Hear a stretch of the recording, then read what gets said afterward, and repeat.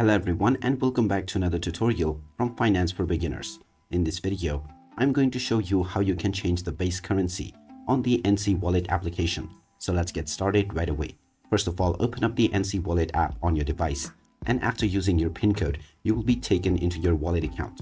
Now from the home page, tap on the menu icon at the top left corner, and now in order to change your base currency, tap on Profile. Within your profile, scroll down, and now you will see the base currency section.